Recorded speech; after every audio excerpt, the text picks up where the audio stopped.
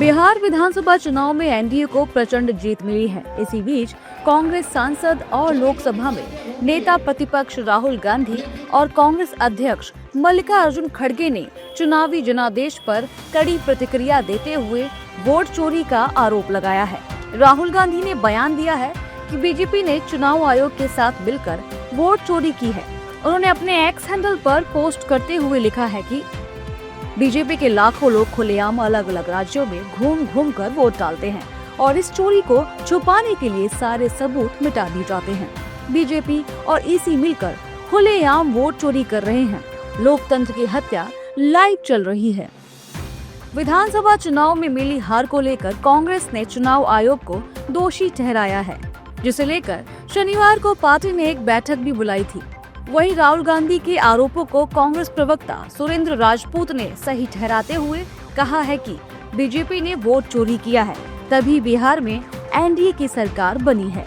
निश्चित तौर पर ये बात की सच है कि आपका यंत्र मंत्र तंत्र और ज्ञानादेश जो है ये आपको वोट चोरी करा करके जीत करा रहा है। जिसको आप जीत कह रहे हैं ये लोकतंत्र के लिए अशुभ है और ये अशुभ जीत जो है ये कहीं ना कहीं लोकतंत्र को, संस्थानों को कमजोर कर रही है और इस वोट चोरी को हम जनता के सामने लाते रहेंगे, प्रमाण भी लाते रहेंगे और जनता आपको करारा जवाब भी देगी। दूसरी ओर एनडीए लगातार राहुल गांधी के आरोपों को खारिज कर रहा है। बिहार सरकार में मंत्री नितिन नबीन ने राहुल गांधी के बयान पर पलटवार करते हुए कहा है कि जिन राज्यों में कांग्रेस की सरकार बनती है उन राज्यों में चुनाव आयोग सही काम करता है और जिन राज्यों में एनडीए की सरकार है उनमें चुनाव आयोग धांधली करता है। मेरा मानना है कि राहुल गांधी अपने हार को पचा नहीं पाते हैं, समझ नहीं पाते हैं और इसीलिए उनको पप्पू शब्द से अलंकृत किया जाता है। जब वो हिमाचल और कर्नाटका और झारखंड में चुनाव जीतते हैं, बंगाल में चुनाव जीतते हैं, उस समय इलेक्शन कमीशन याद नहीं आता है। जब भाजपा जीतती है तभी उनको इलेक्शन कमीशन याद आता है। तो राहुल बाबा, आपकी टिप्पणी का न बिहार में कोई असर है न देश में असर है। आपकी टिप्पणी का असर केवल पाकिस्तान में होता है, बिहार में नहीं। बिहार चुनाव से पहले राहुल गांधी वोटर अधिकार यात्रा के दौरान काफी आक्रामक नजर आए थे। एसआईआर का मुद्दा भी उन दिनों काफी गर्म था और राहुल एनडीए के खिलाफ एक नैरेटिव सेट करने में कुछ हद तक कामयाब भी दिख रहे थे। लेकिन वोटर अधिकार यात्रा के दौरान बने माहौल को वो महागठबंधन के पक्ष में बरकरार नहीं रख पाई।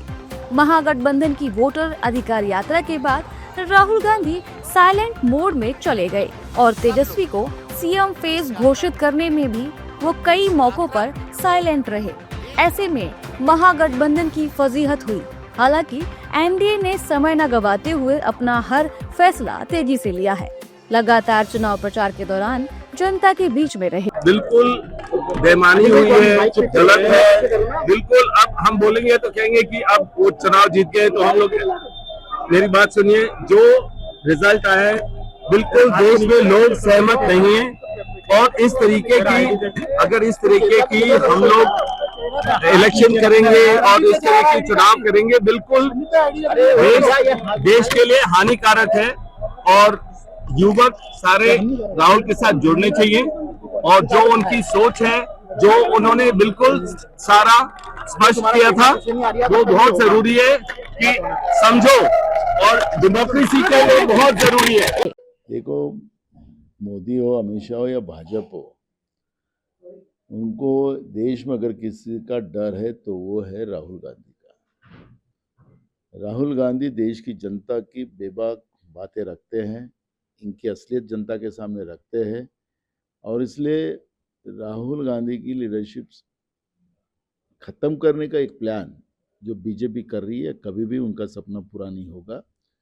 राहुल गांधी देश के आज के तारीख में आइकॉन है, युवाओं के आइकॉन है, किसानों के आइकॉन है, गरीबों के आइकॉन है और मुझे लगता है कि 2029 तक ये पूरा पिक्चर बदलेगा और 2029 में राहुल गांधी ही देश के प्रधानमंत्री बनेंगे।